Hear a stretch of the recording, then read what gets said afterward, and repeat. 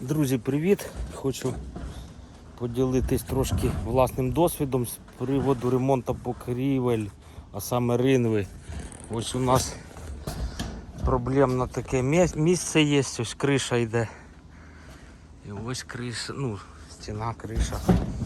Получається, ось іде ринва в такому неудобному місці. І вона постійно текла. Текла по причині, я дослідив.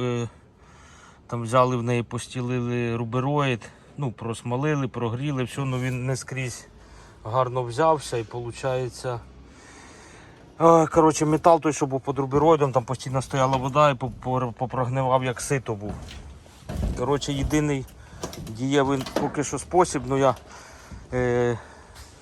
недавно ось починив точково, так сказати, знайшов, де іменно самі проблемні місця, де дуже великі дирки, але багато маленьких, які я навіть і не бачу. Дуже тяжко шукати, було прийнято рішення, отак як я точково поремонтував, полагодити всю цю ринву. А поремонтував я саме, точково я пробував, купляв автомобільний набор, там іде скловолокно і епоксидна смола. Точково заліпив, після дождя там більше не потекло. Хоча до цього, що ми не робили, завжди були проблеми, протікала вода.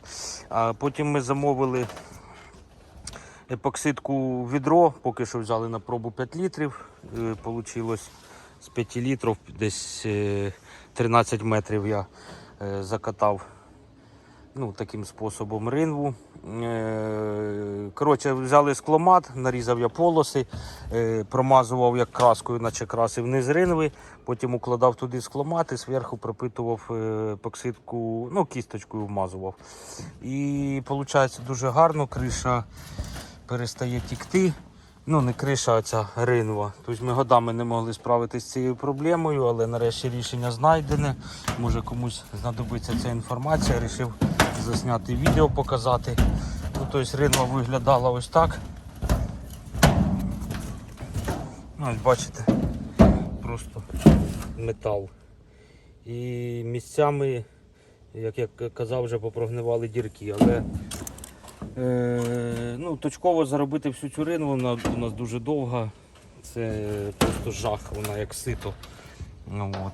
А я, виходить, застілив скломатом і пропитав епоксидкою. І має тепер бути вічно і надійно. Дякую велике за увагу, до побачення, до скорої зустрічі, всім пока.